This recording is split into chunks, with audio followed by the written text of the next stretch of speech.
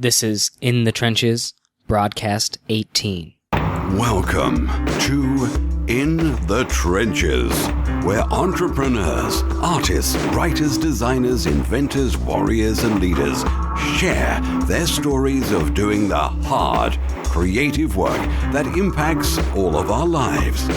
Let the journey inspire you to do something worthwhile, build something bold, and create your life's work. And now, your host, Tom Morkis. Welcome back, everyone, to another broadcast of In the Trenches. I'm your host, Tom Morkis, and today I'm sitting down with John Genovese. John is the co-founder of Polite Persistence LLC, a business consulting and growth strategy optimization firm specializing in helping entrepreneurs and business owners find success faster. Their flagship product, the Polite Persistence app, is an email application that is, according to John, the fastest and easiest way to send follow-up emails, guaranteed.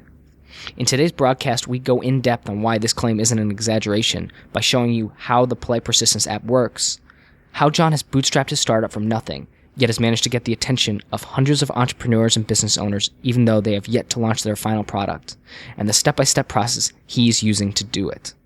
Entrepreneurs, business owners, and creatives of all type looking to sell your work, listen up. The lessons and strategies we talk about apply beyond the scope of software as a service businesses to anything you want to sell or promote. This includes art, writing, your own business, whether it's software as a service or not, to a movement of any kind. So take out your pen and paper and get ready to take some notes, because I guarantee you we're going to talk about some really great stuff today. So John, thank you so much for being on the show with us today. Oh, thanks for having me, Tom. So tell us a little bit about your background and kind of what led you to Polite Persistence LLC and this software as a service product, if I'm saying that right, or at least, Polite Persistence itself, the email app. Yeah, for sure. So no, you're definitely saying it right. It definitely is a software as a service product. But I think you're also right. I mean, I think in my background, just from early college to now, I've always tried to, I guess, sort of do things a little differently. I guess a good example of this was the reason this happened was when I heard a quote from one of my mentors, when I was one of my first jobs out of college. And he said to me, you never get ahead by doing the same thing as the guy next to you. And it sort of always stuck with me, right? I mean, it makes a lot of sense. So no matter what you're doing, no matter if it's a business that you're starting, or no matter if you're an employee at a large company, you're never going to get ahead by just doing the same thing. So that sort of stuck with me, and I sort of put my own spin on that. And everything I've done, from whether it be when we helped compose our ceremonial song for our college graduation, or putting a beach on our campus, I always wanted to leave the place I was at a little better than the way I found it, right? Sort of leave the positive mark. And I think that's sort of how my background has sort of, after looking back on it now, is sort of the way it's molded itself. And I've always believed that the impact that we make now, this is once again other things that have helped me sort of form my experiences, that the impacts we make now are the foundations that our future generations are going to sort of build upon. So, my wife's pregnant. I think we're going to have our first kid in like the next couple of days. So I always congratulations. Thank you very much. I always think, what am I doing today that that my daughter or my son is going to sort of want to look to or build upon, right? And I think that's sort of how I've sort of maybe molded my life to this point. Other than that, my background is in finance and management consulting. Both can be arguably pretty dry topics, but when approached with the sense that your actions are going to make a positive impact on someone, whether it be your Fortune 500 client or the end user of your web-based product, what you're doing to help, you're leaving behind this sort of legacy might be a big term, but you're leaving behind a positive impact. And that's sort of the purpose of what I've done and how I sort of built my career. And that's really, the sort of the essence of what has led me to Polite Persistence. Right. So then let's go to a brief overview of Polite Persistence real quick. I mean, I probably will dig into a little bit of your background a little bit more, but sure. But so tell me about Polite Persistence. Like, tell the audience, explain kind of what it is, what your flagship product is, and in particular, kind of what was the inspiration for creating it. Sure. No, happy to do that. So So I guess I'll take a step back, and it starts with us as human beings and generally being just overstimulated, right, and overoccupied and plain busy. So I believe that many people who are this busy, they don't mean to ignore others when you reach out to them, when you send them an email, when you reach out, say, over social media.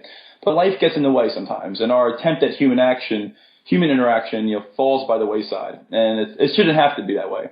You've experienced any time that you reached out electronically, like I said, email, social media, maybe a phone call, and you never heard back from somebody.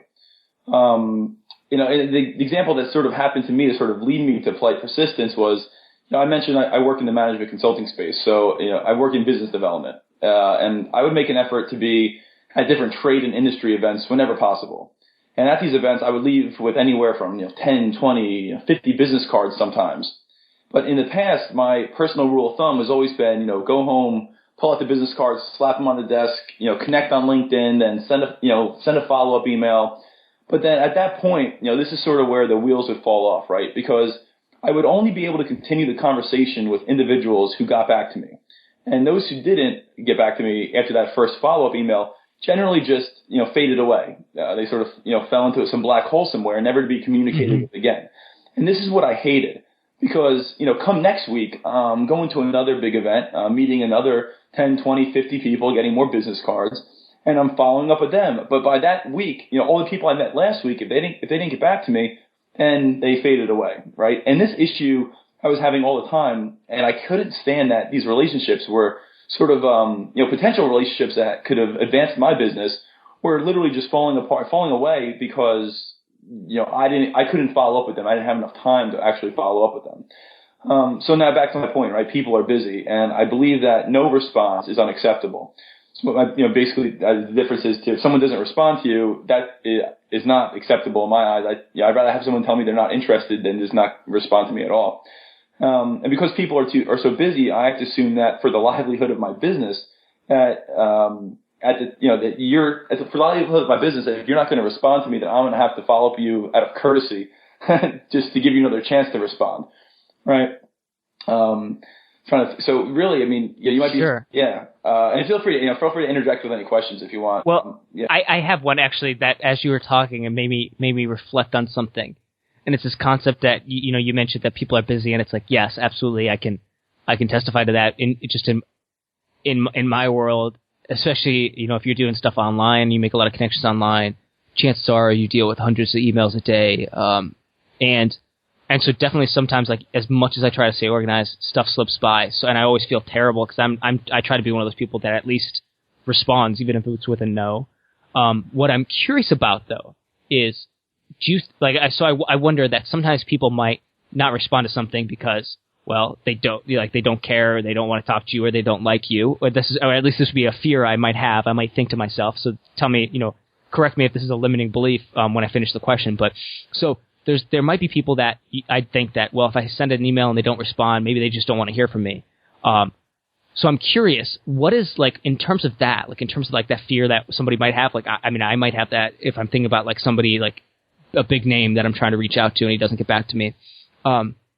What is, like, in terms of like the pros and cons or the cost benefit of sending a follow-up email and like saying, hey, I don't know if you got my email versus not. Like, I don't know if you get that question I'm asking. I guess I'm wondering, like, is there any negative trade-off to doing a follow-up email? Like, for any reason is that bad? Would they ever inspire, or does it only have positive upside in terms of like, that's a great question. It's funny because I'm actually in the process right now. We can talk about this later, but I'm putting together an ebook. It's called The Polite Persistence System: How to Get Responses from Anyone and Accelerate Human Interaction in Business.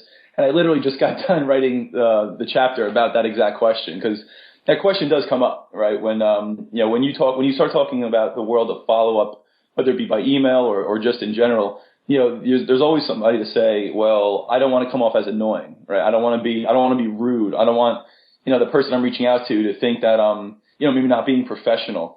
And I think to answer your question, if you look at it in two ways. Well, it's like, one is, what's the trade-off here? What's the best scenario? What's the best thing that can happen? And the best thing that can happen is, obviously, you make a connection with someone who's awesome, who potentially has the ability to push your business a little forward in the right direction. And then on the flip side of that, what's the worst thing that happens? Well, the worst thing that happens is chances are the person is maybe going to get annoyed for 10 seconds and then move on with their life.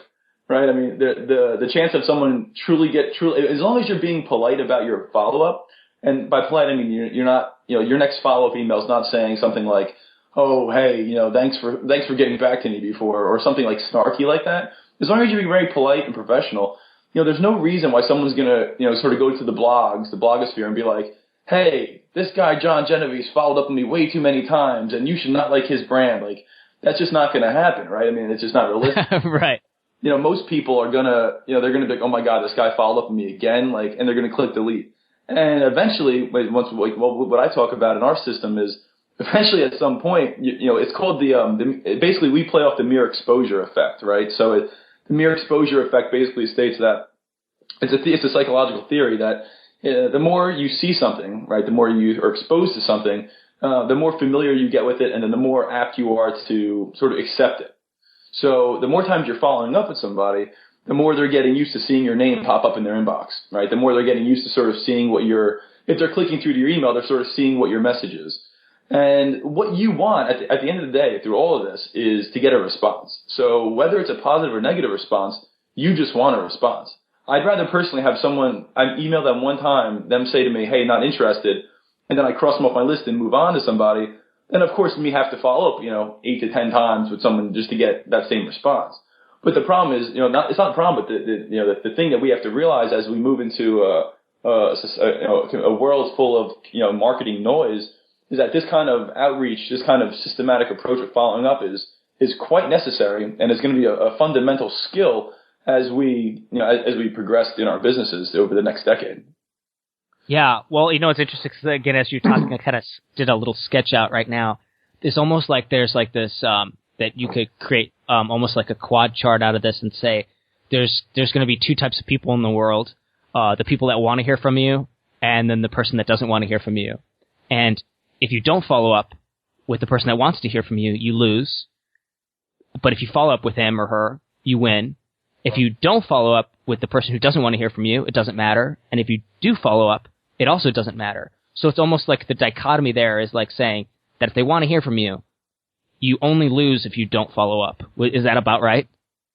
Yeah, I mean, if you think about it in that aspect, right, like the sort of the quad chart that you're describing there, I mean, if you look at it from like a win-lose perspective, I think naturally you're going to do well, like you're going to do a lot better if you follow up, because at the end of the day, these people who don't want to hear from you, just because they don't want to hear from you in your first outreach doesn't mean they might not want to hear from you in your third outreach, right? Because now the second outreach comes with like, oh yeah, that guy might have something interesting, but I'm too busy to get to it right now. I'll just delete it.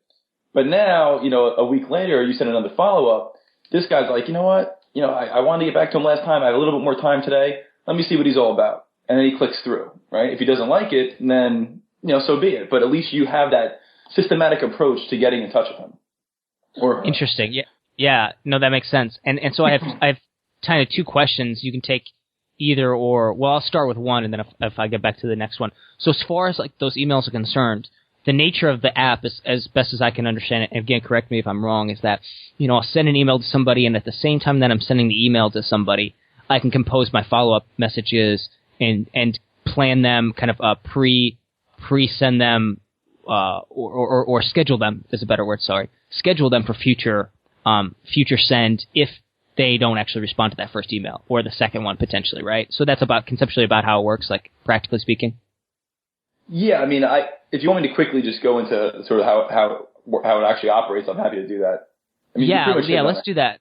Okay, yeah. Well, go ahead and clarify that, just so we're on the same wavelength. Yeah, so you pretty much hit it on the head. So what happens is, you open up your compose screen in your email, and right now, just so we're on the same page, is when we launch in early, probably around February, March, sometime, it's going to be launched just strictly for Gmail. So if you're not a Gmail user and you're listening to this, eventually you will have, we'll be rolling it out for Outlook and Exchange and all those great, email programs. But for now, it's just going to be Gmail. But, so you go into Gmail, you open up your compose screen, and you would have already downloaded our extension, right? So now you have our extension downloaded. And when you open up the compose screen, you're going to see our logo in the lower right-hand corner of your compose screen. So you click on the logo, and it puts you into the Polite Persistence a compose screen interface. So within the interface, and you can see all this if you go to politepersistence.com/how-it-works. So how it works, politepersistence.com, how it works. And you can actually see exactly what the screen looks like and how it's set up. So when you go there, when you click on the logo, it opens up into our interface, and our interface has 4 tabs. So the first tab is your initial email, right? And your second, third, fourth tab are your follow-up emails. So you literally can compose each email in your email string like you would any individual email. So each email can be very personalized. It can contain any content you want. You can pick the send date time. And one of the best features is that you can use templates. So let's say, I use the example of going to a conference because that's sort of, what sort of made me think about the product initially. But you go to a conference, you meet 10 people, and you want to send each of them their own sort of email, their Polite Persistence email string. But you don't want to recreate the wheel and write each, template, right? That's 40 emails essentially. You don't want to write 40 emails for these 10 people. So you would use the template feature, and you would literally click on the template you want to use after you've written it, and it would populate all 4 of the tabs. So you can go in quickly, just customize maybe the name, maybe, something you talked about or what have you, and click send. So very quickly you'll be able to follow up with people using, all the email strings or emails within the string very quickly. Does that sort of clear it up? Yeah, absolutely. So then my question is, when you actually, compose those emails, well, that's good just for clarity on the app's sake. So as far as these follow-ups are concerned, though, and maybe this is in your book, maybe you'll actually go into detail on this, but what is a polite follow-up? Like how, and what is a high, what type of follow-up has a high response rate, I guess is another question. I don't know if you can answer either of those. Yeah, no, it's a good question, man. It's a very difficult question to answer, I guess, at a high level, because I guess what makes each email, I guess with the response rate to each email is sort of based on the reason you're emailing, right? I mean, it's if you're emailing a blogger to be, to cover your guest post as opposed to emailing a potential investor, right? The way you phrase the email and the way you structure the email is going to be obviously different. To some extent. But I think initially, naturally you always want to be just general, email, I guess, response, 101 is you always sort of want to not talk about yourself too much, right? You want to obviously put what's in it for them as close to the top as possible and sort of why you're emailing them. And also very close to the top wants to sort of be how you found them. So, some people, most people get emailed all the time, and you can quickly decipher by looking at the first 1 or 2 lines of an email, sort of how legitimate it is, right? Because some people might say, oh, I read XYZ article that you posted, and you sort of get a quick idea that this person, okay, well, this person's a little more legitimate because he actually cited something I wrote. So, he's going to get, 15 more seconds of my time than the email that comes through and it's like, dear sir or madam, those kind of emails. So, I think being politely persistent in my eyes means, obviously having a very targeted message to whoever your recipient is, not creating that, big mass, email and just blasting it out. Sure, absolutely. So, yeah, that's kind of fascinating. So, in a way too, and you probably are familiar with this, there's this kind of concept when it comes to marketing and sales that you have to reach out to people, they have to basically see the product or service that you're offering so many times, or you need to kind of reach out and touch them X number of times before they'll buy. It's something like if you try to get somebody to buy something on the first go round, you have a 99 or something like a 90% no rate. But if you follow up 7 to 10 times, all of a sudden that increases to 20 or 30%. I forget the actual statistics, but I remember reading that somewhere. So I'm curious, in some ways this is taking that same concept. Would you agree with that? That's in some ways that's exactly what this is. Not necessarily you're not trying to sell somebody on a product, but the fact that you're re-engaging somebody, that's going to that's actually going to be helpful for you to get a response and to develop a relationship. Oh, 100%, right?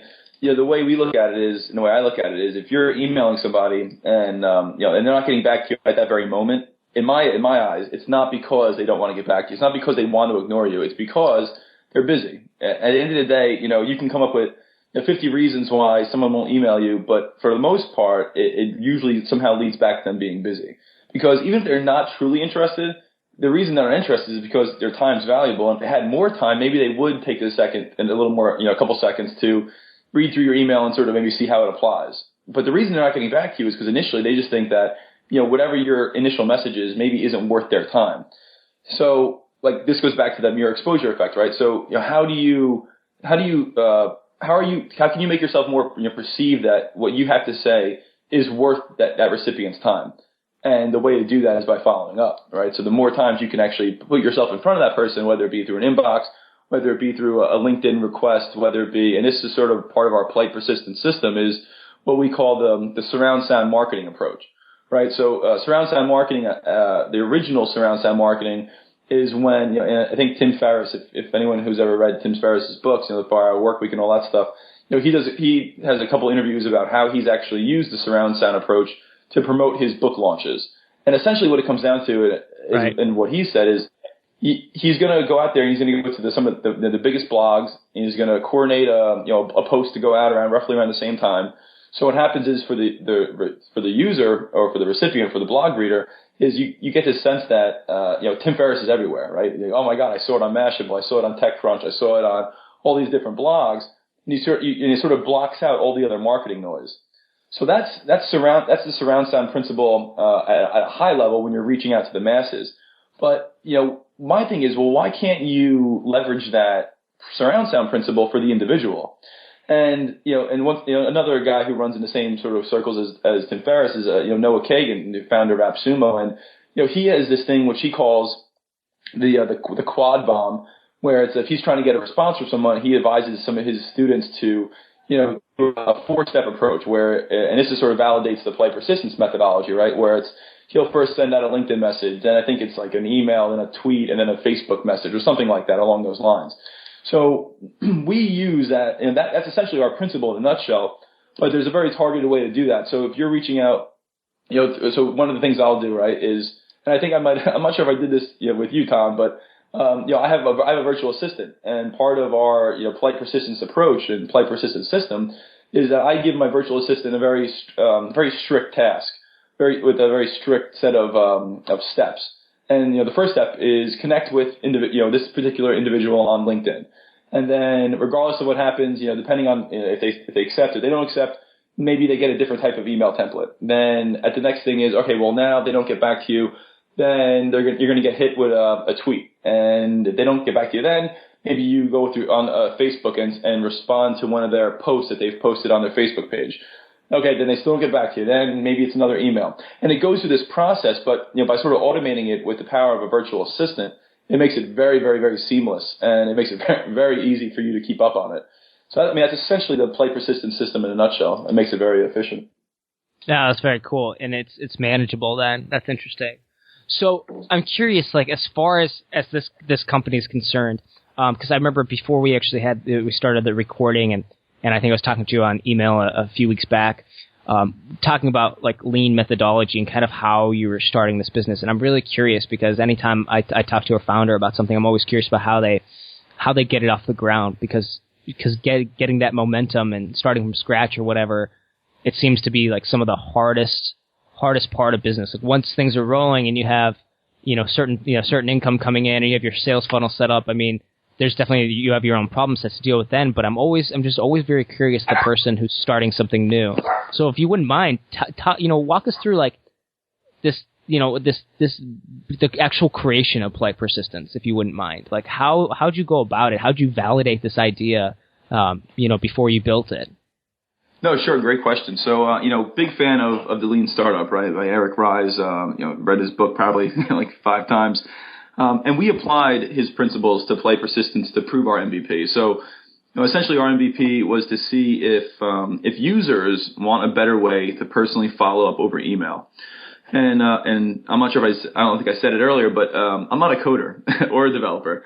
Although I am on Code Academy and I know some HTML, CSS, and I have worked as a technology consultant, I'm not a coder or developer. And, given our small team, I needed a very low-tech way to sort of prove our MVP, right? So there's a lot of high-tech ways you can do it, but we needed a low-tech way.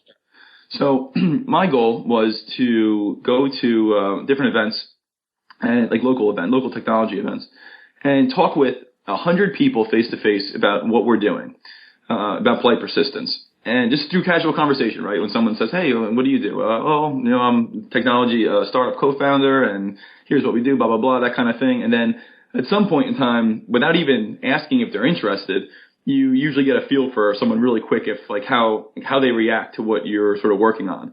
And, you by doing it with so many people, you sort of get a sense within like the first like 3 minutes of how interested they really are and if they actually want to sign up for your product after telling them. So my goal was if 50% of these people or more are interested and sign up for our beta, then we should continue to test with another 100 just to make sure, but that's going to help validate it in our minds. So, a quick side note, just I'm very fortunate to be living in like in the cool technology startup movement in New Jersey. And I'm a huge advocate of local tech startups. And I'm active in almost every of the New Jersey tech meetups that are sort of available on meetup.com. And this made proving our MVP much easier because I had a network that I was familiar with, that I've presented at, that I knew all the event organizers, and I could turn to these individuals at these events to sort of say, hey, I'm working on this thing. Can we maybe ask some people that and maybe get the word out about what we're doing to see if people are truly interested? And that helped a ton, right? That was sort of a big chance for us to get in front of the right people and just see if there was an interest. So as it turned out, I'd say roughly about 80% of the people, every 100, I did about like 200 clips, but I did it in sets of, two, so like first 100, then the next 100. And roughly at both times, about 80% wanted to subscribe to learn more for polite persistence, for the launch updates, and because they just believed it would benefit their business. And at that point, I knew we were onto something, right? When you talk to someone and sort of their eyes light up and they're like, oh my God, I could use it for X, Y, Z. And then you talk to someone else and they could use it for a slightly different purpose. And you have a product now that's very flexible, that can sort of fit into a lot of different, niches for people. So we knew we were definitely onto something. And as far as financing, there's no rich uncles here, and and there's no venture funding. This has been personally funded to date, and we've had some interest of investors. However, we're not really seeking additional funding at this time. Sure.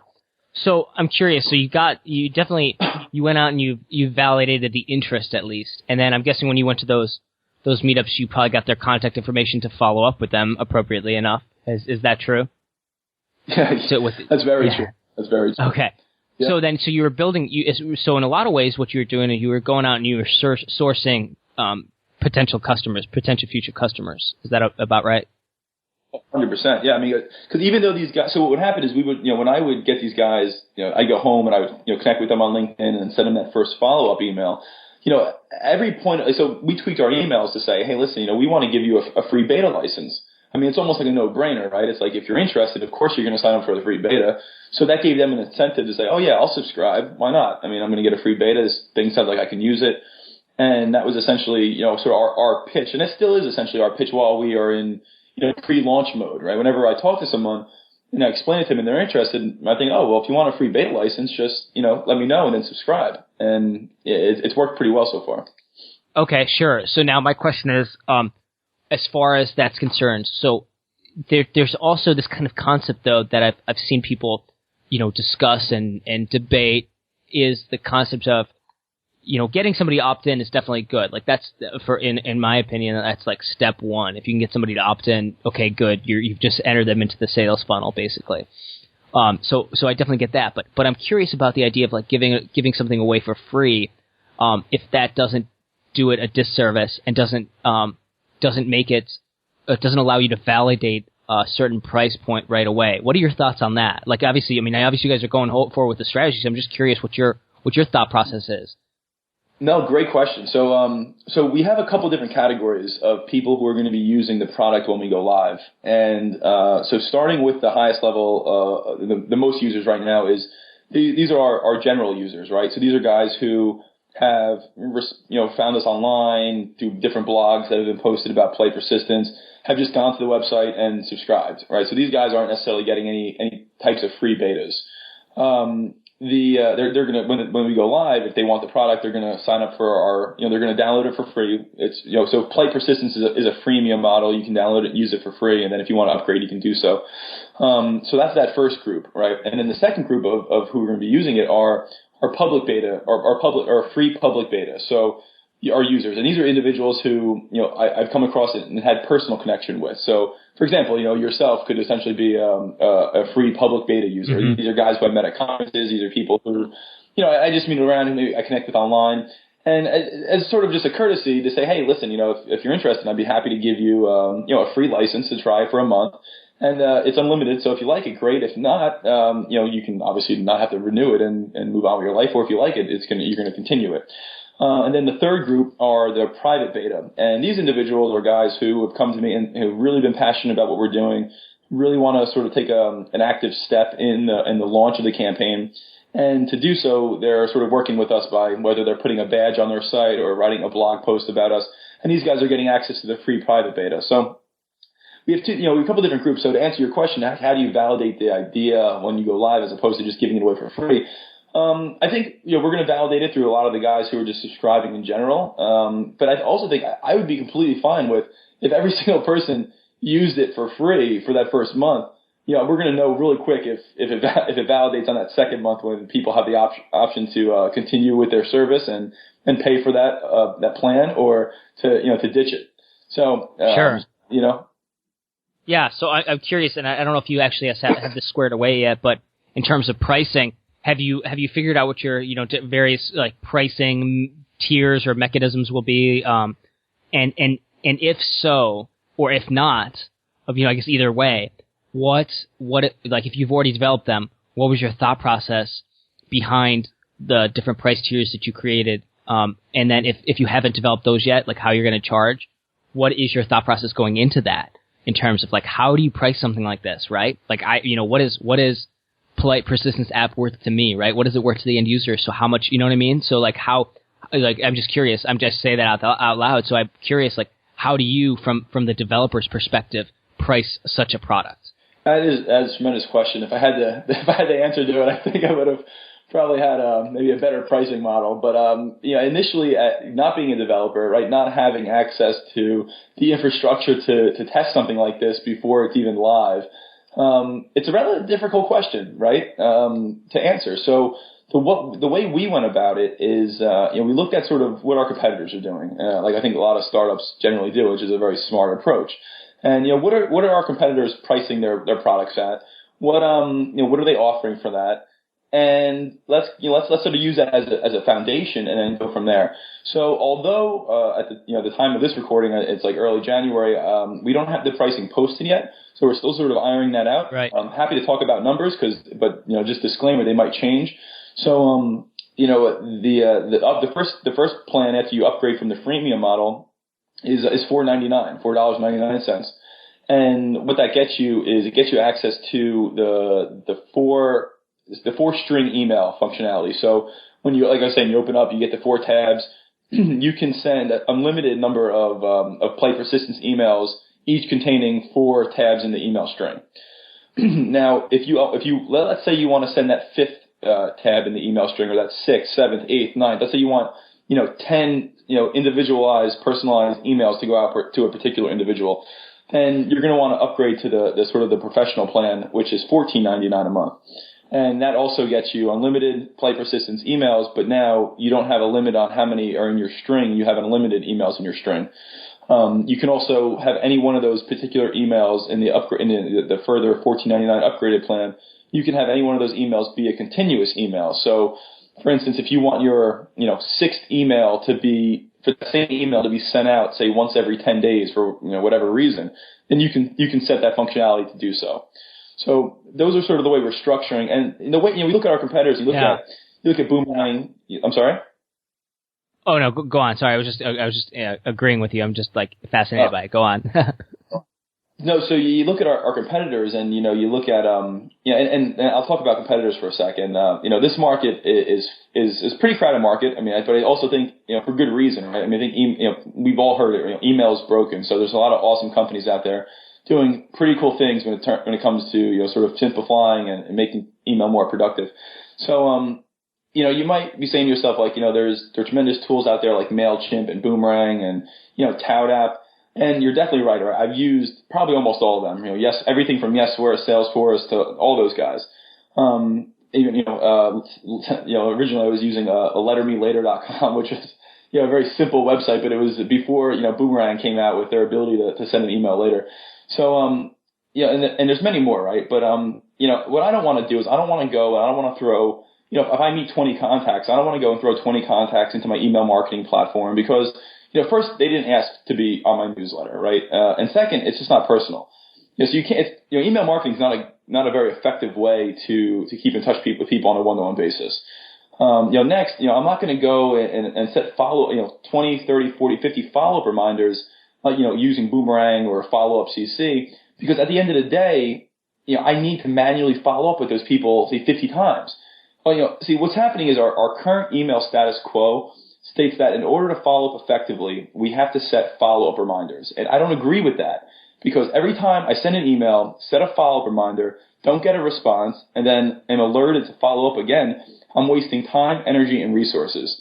And, and that's just for follow-up reminders. Yeah, because you have to go back to the beginning and think about what was, go find the email. What am I following up to? What did I say last? Like, where did this leave off? Exactly. And essentially, it's like multitasking, right? So every time, if anyone who's ever done any research in multitasking, when you multitask, it's actually, less productive because you have to sort of switch gears in your brain, which eats up some of your collective ability to function, right? So the less you can multitask, the better. And when you're reacting to follow-up reminders, you're multitasking the entire day. So, Polite Persistence takes that additional step out of your workflow and just, straight automates whatever whatever you're doing with your emails. So, the third competitor are things like ToutApp and Salesforce and Yesware, sort of these big, template analyzation companies that track everything. And, my problem with this was I didn't want to pay for email technology I didn't need, right? I didn't care who was opening my email. I didn't care, who shared it, who clicked what. Some people care about that, but for me personally, all I wanted was someone to respond to my email, and I couldn't find it with any of these sort of competitors. So, with building Polite Persistence, we're truly the fastest and easiest way to send a follow-up email. We're doing this, like I said, by being a Gmail extension initially, but that's really the focus, right, of the product. Yeah, no, it's cool. So I asked some pretty specific questions in terms of like validation. So it sounds like, as a recap a little bit, to validate you had your idea, and you saw a need for it in the market. Obviously, if it's competitive, you already know there's a need, but then you went out and validated with real people in person to get their interest and to get them basically to opt into a beta version, free beta version of the program. You're obviously you're working through the pricing right now, and that obviously could change, I'm sure. And I'm guessing along with pricing is just the concept of how you tier the packages, which you kind of described. So in terms of that, like, how do you determine, what ought to be, tier 1 free, what ought to be tier 2, $6 or $5 or whatever it is, right? And then what, you know what I mean? Like, how do you break that down? Like, what's your technique or model or strategy for breaking down this type of business, or this type of application into multiple tiered, payment plans? Yeah, no, it's a good question. And I think it's probably a lot more simple than people think, right? So literally I just did a lot of research into like what our competitors are doing, guys like, companies like I just mentioned earlier. And, sort of I looked into what are they offering and then what are they charging? And, if you look at Boomerang, which once again is a great company, they have a very, very similar pricing model to what we want to do. And if you look at them, what they have a very, very similar structure as well. So for their top tier, they give you the ability, and really the main difference is similar to how we sort of, have structured our Polite Persistence, is that their top tier allows you to basically send a continuous email for whatever it is that you want to do. And I think, and it all comes down to server costs for, at the end of the day, right? I mean, you're gonna base your pricing strategy on whatever your cost of goods are, right? And when it comes to a SaaS product, your cost of goods are really your server costs. So, I mean, think of a perfect example of this is you look at a company, God, what the hell was their name? It was that photo, the photo company that went out of business. Everpix. I don't know if you heard of it. Oh, okay. You hear about that? Yeah, a little bit. So the Verge.com did a great story on Everpix. So Everpix essentially was a photo sharing, storing app or website, and I think it was a website, it might have been an app. And they had a great user base. They were doing very well, and they had to shut the doors because they just couldn't hit their pricing structure wasn't sustaining them enough because they couldn't bring in enough users. And essentially, what the article goes on to say is that it really becomes probably more of a marketing problem, right? Where you should have brought in more users to essentially get to that that's economies of scale, almost. It's not necessarily economies of scale, but that kind of idea. Where the more people, the more users you have, sort of balances out the cost of each particular user. Because you have some users who are going to be overloading the system using the it's like 80-20 rule, right? 20% of your costs are going to come from that kind of thing. So I think for us it's we want to mirror as close to a competitor who's doing something similar to us, and obviously to stay afloat. Boomerang has been around for a very long time. They're doing great things. They released an Android app I think recently. And we sort of see our trajectory similar to them in the sense that if their pricing model has worked well, I mean it should probably work well for us. And at the end of the day, we're not looking to rob anybody. We're not looking to overcharge for the service. We think the service is very, very competitively priced for this the benefit that users are getting. I've been told by a few people actually that it made me reconsider pricing almost, that they think we're pricing it too low. For the benefit, for the time savings and from sort of the mental energy savings that this is going to provide people, they think that $4.99 a month is extremely low. It may be right. Hopefully server costs are friendly to us when we start to grow and after we launch, and we don't have to raise the price. But I can say this is that anyone who signs on with us, on launch day and initially in general, and actually locks into their pricing. They have that pricing, right? I'm saying this now that I will never raise the pricing for individuals who are already signed up and using the product. What might have to happen down the road is we might have to increase the price for users who are coming on board later. So, if you come on a year now, we might have to, from maybe $4.99, we might have to go to, I don't know, $7.99 or something like that, just to sustain our cost. And I hate to do that, but it's very difficult because we can't predict right now what our server costs are going to be.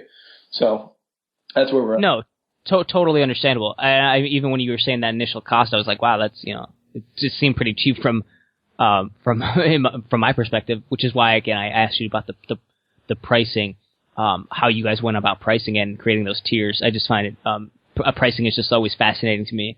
Because in a lot of ways, like it seems like it can make or break a product in terms of its success rate. You don't want to price too low where you can't sustain yourself, and price too high and nobody cares.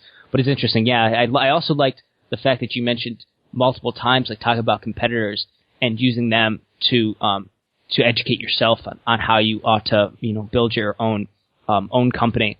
Because I think like a lot of people, there's definitely a lot of people out there. I think even myself to a degree in some ways. I really want to do something like, creative and unique and that breaks the mold. And sometimes that's fine, especially I guess in the arts world, or writing and stuff like that. It's fine to a degree. But then you realize like when it comes to actual like creating a sustainable business, something that you can really grow and expand, that using kind of the models that have already been created is probably the best way to go. Like use it, or at least like kind of like looking at your competitors and saying, okay, they're doing it this way. There's probably a reason they're doing it that way. I can just do that and do it better than them. Would you say that's about true? Oh yeah. I mean, initially when I first had, so the thing is, we're not really doing this for, to make $1 million, right? Or $1 gazillion, right? I mean, initially when I had this idea, I wanted to make it really just for myself. I mean, it sounds selfish, but I was like, I need an easier way to follow people. Can we just build an app? And then, slowly it was just like, okay, well, if I can use this and it's going to make sense for me, why not, turn this into an actual business? And why don't we turn it into a product that other people can use? And initially I was like, oh, we can just set this thing up like a an app store app and sell it for 99 cents. And that was obviously, completely thrown out by my development team. They're like, you're absolutely nuts. And this is sort of where we landed, because obviously the competitors are doing very similar things. Another great, company, I don't know if you even call them a competitor, but, it's called Right Inbox. They're a cool company that, they're Gmail extension, and they're priced, I think, relatively pretty close to us. So we think that, these Gmail extensions that are out there, are really roughly in this ballpark of pricing. Are we doing more than these other guys in terms of, sort of how many emails are being sent? Yeah, I think we will at some point. I think we will be sending more emails, from a total app standpoint, which would be a direct, relation to, or correlation of why we would have to increase our prices possibly down the road. But, at that point, I think enough people are going to know about us, enough people are going to, see the value where if you have to increase it by a couple $, I think it's going to be, nominal in their eyes. Totally. No, I get that. Okay. So I'm going to definitely try to wrap it up here, but I have at least one more question just because I'm so curious about this. So I was going to try to keep it to one more question, but I can't promise it, but depending on where this goes. But so my question is, so with all that said, you're developing it, well, I guess it's kind of a two-part question. I would say one is, what has been the biggest hurdle in terms of like building your business from scratch, building a software as a service business? Like, what's the biggest obstacle or hurdle that you've been through, and then, or that you're going through? And then the second question is, how do you actively source your customers, and how do you actively build your sales funnel from the start? Which you've kind of alluded to, I think, but I'm kind of curious in terms of like, because are you reaching out to bloggers? Are you reaching out to who are you reaching? Like, are you actually sourcing that sales funnel to build subscribers and future customers? Sure. No, both awesome questions. So, biggest hurdle, and once again, we could talk for an hour about this, but I'll try to make it as Spark Notes version as possible. So, when I initially launched the idea, right, like I think like a lot of bright-eyed, bushy-tailed, tech entrepreneurs, initially maybe not having too much experience in the world, well, in the tech world anyway, because once again, I'm not a developer or coder. I'm like, oh, I can raise all my money on crowdfunding. Why not? That sounds like a great idea. I'll just go, put my product out there. I know people will see it. They're going to love it. They're going to fall in love with it, and they're going to just throw their money at me because they're going to want this. We do believe that the latter part of that, we do believe people want it, but the former part of that is people finding us on crowdfunding didn't really go so well. So the biggest hurdle initially was, finding was getting people to come to our crowdfunding page and back us. That didn't happen. We completely missed the mark. I think we maybe raised like 18% of our crowdfunding goal. And there was a lot of lessons learned, right? And I think this will be beneficial to anyone listening right now as far as, if they're considering crowdfunding. Is the first step is to build out, the first lesson learned for us anyway is to build out your list. So, MailChimp gives you 2,000 subscribers for free.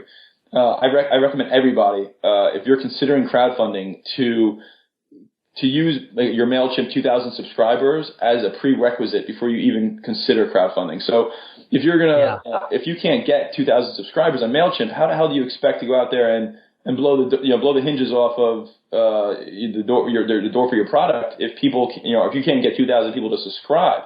So that's the first thing, right? And we didn't do that. We were like, oh, people are going to hear about us and they're going to spread the word, and typical just rookie mistake when it comes to crowdfunding. And we learned from that. Sure. The second thing is, if you're gonna crowdfund and you want to have a humorous video, then make sure that the video is also adding value and telling your story. We tried taking because we don't take ourselves too seriously, and I don't think anyone really should to some extent. Because I think it extends life, right? If you don't take yourself too seriously. But Our crowdfunding video was almost a little too humorous. On the side of people, anyone can watch it. You go to Indiegogo and type in Polite Persistence and you can watch it. And we had a ton of fun making it, but it just missed the mark, right? People truly, at the end of the day, didn't know what we were doing and what we were all about. And there's a different way we could have gone about it, but we chose to be funny with it. The third thing is if you're going to create a software product, and especially if you're not a technical person like myself, if you're not a developer or coder, and you can't, you don't have someone who can create an actual, coded prototype, then create a PowerPoint prototype. And and I actually wrote a recent blog post with an active link that anyone can download and see the prototype that I built for an early version of Polite Persistence. Before it was a Gmail extension, it was actually a standalone platform. So and then building that type of prototype allows you to take it to not only in developers, right, to help you sort of vet your idea with what you want to build, but it also helps you with attracting customers and crowdfunding backers. Because now anyone can download it and sort of see the vision that you've put together. Statistically they say that as far as hurdles, right? Statistically they say software products have a very difficult time raising money on crowdfunding because people can't grasp it, they can't see it, they can't feel it. Especially even when showing screenshots online doesn't do the same thing as allowing someone to actually get their hands dirty and play with the product. So those are really the three big takeaways as far as hurdles. The second part of your question, I think you said, was how are we building our sales funnel to sort of get people on board? Yeah, exactly. So what we're doing is there's a lot of different ways we can go about it, and it really depends on who your target customer is and sort of what your user goal is, how many people you sort of want on board this thing. And I think everyone obviously wants as many people as they can get. But after hearing more about this and hearing more about our product and how many people can actually use it, as opposed to going, individual to individual, which we did. I did that with, I took a very individual approach on my LinkedIn and on my Facebook by basically typing in keywords that were, related to our product. So things like, email marketing, for example. I would type that in LinkedIn and Facebook and sort of see what friends and contacts would come up for email marketing. We had a very, very specific template crafted for these individuals that we would send and once again, right, offer them the free beta. To just get their interest. So that's sort of how we got these guys into our initial funnel for my personal networks. But now that we're sort of past that stage in our marketing plan, we're really focused on who can we target from the blogosphere that is sort of in the same page and in the same in the same belief system that we have with Polite Persistence. So think about like your productivity bloggers, your life hacker bloggers, your automation bloggers, like people like that, right, who are very focused on, efficiency. And these are the kind of guys who believe in a product like Polite Persistence and are happy to get on board with our launch. So we approach these guys and, it's really very similar. It's say, hey, we want to give you a free license. We want to give you a private beta license so you can access Polite Persistence before the general public. Only, one of the stipulations is if, as a private beta user, we ask you to do a post for us, a review or something along those lines that maybe you, even if it's not, maybe it can be completely objective. Just, share it with your audience and say, hey, this is what, is going on that you might be interested in. And that's been working very well. We get a lot of bloggers who are really passionate about this thing. I've gotten a lot of, guest post requests and people, willing just to come on board with us and, post a badge on their site. And to be a private beta user. And obviously, when we launch, we're anticipating a lot of traffic coming from these users or from these bloggers. So, in a nutshell, that's essentially what. And obviously, there's a bunch of other things that I won't get into at the moment. But that's sort of a main component of our strategy. Yeah, no, I think that's awesome. And again, I think it's like something that maybe is done more than I recognize. But to me, it sounds like unique in that I don't see often, at least from my perspective, many people doing something like that, kind of like reaching out directly saying, here's the beta, but also with a stipulation, which is entirely fair. If you want to be a free beta user, though, if you want to, use your product before everybody else and do it for free, use it for free, that you share it with your audience. I think that's really powerful. What's been the response to that? So it's funny, surprisingly, you would think what's the big deal between being a free and a private beta? But when you frame it that way, even if, not for us. we're probably going to have I'm not sure exactly how long the time span will be between the private and the free beta users. But even if it was a week, right? The perception that that these individuals get access to a private beta before the general public has this sort of aura that it's exclusive, right? And that's sort of a big hook to this thing is. And I know I've signed up for betas, and if I had the option to be a private beta or a free beta, of course I want to go for the private because it gives you that feeling like, I can talk about this before anyone else even has access to it, right? I can share it, and it's like sort of I'm more I don't want to say popular, but I have access to cooler things than you do, right? It's that whole concept of having access before others.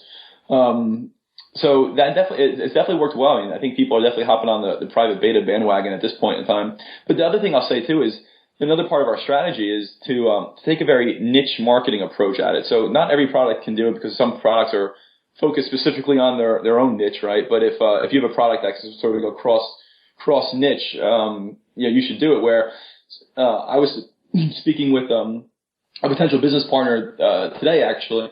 And he has a lot of contacts and a natural network in the plastic surgery space, for example. So never in my wildest thoughts were the Polite Persistence is going to play an active role in the plastic surgery space. But know that you have all these small, let's call them mom and pop, but you have like these independent plastic surgeons who have maybe one or two office staff, and they get inquiries all the time.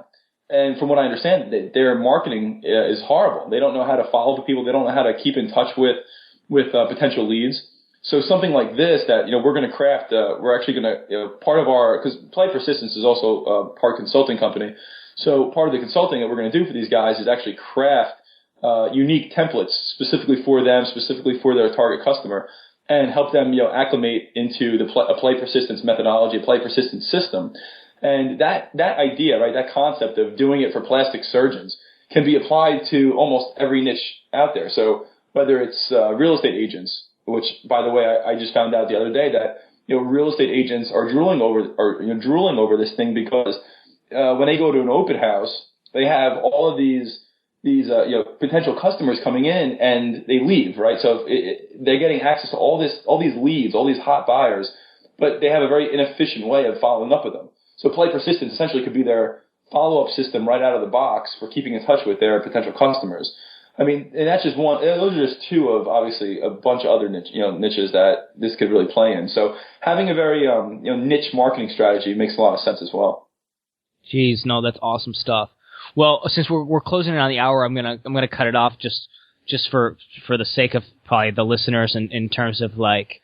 I probably could keep talking to you for about another hour, but I'm guessing a 2-hour blog or podcast might not be the most appealing thing for some people. For me, yes, but maybe not for everybody. But John, wow, that was awesome, really incredible. I really appreciate the honesty and transparency and you kind of digging into not only what you're doing, but your past activities too, in terms of like even some of your failures too, like the lessons learned from the crowdfunding. I didn't think we were going to hit that at all, and that was just super beneficial because again, that kind of like honesty and transparency, I don't see very often. So first, thank you for that. And second, a very enlightening conversation from somebody who's building a software as a service business, but also just like any kind of startup. I just find it really, really beneficial for me in terms of just myself learning. But I know the audience will feel the same way. I think you just gave us gold. So thank you so much. Well, thanks for having me. And I guess I'll just say a couple last points too. Is I guess for anybody listening who, wants to put the muscle in their hustle, can do a few things, right? So the first thing they can do is if they want to, if they're interested in Polite Persistence, they can go to politepersistence.com and sign up for launch updates. And I also have a free ebook. So you can receive your free ebook, which is the top 10 email templates for turning people you meet into customers. And it's broken down by Polite Persistence template style. So for each template, there's 10 templates. For each template, you actually get 4 emails, your initial email and your 3 follow-up emails. So essentially, it's actually 40 emails that you're getting in the free ebook. And secondly, if we're launching Polite Persistence, like I said, probably sometime in February or March of 2014. And if you want to be on the private beta list, simply email me. It's john@politepersistence.com. Let's talk. We can give you a small badge to display, or like I said, mentioned in the podcast, if you want to do a post or something like that.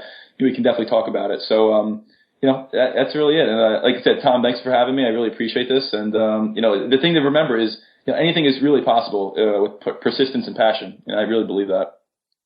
I love it. So true. John, thank you so much. And I'll make sure everything's linked up in the show notes for everybody. Cool. Thank you. And that wraps up In the Trenches, broadcast 18.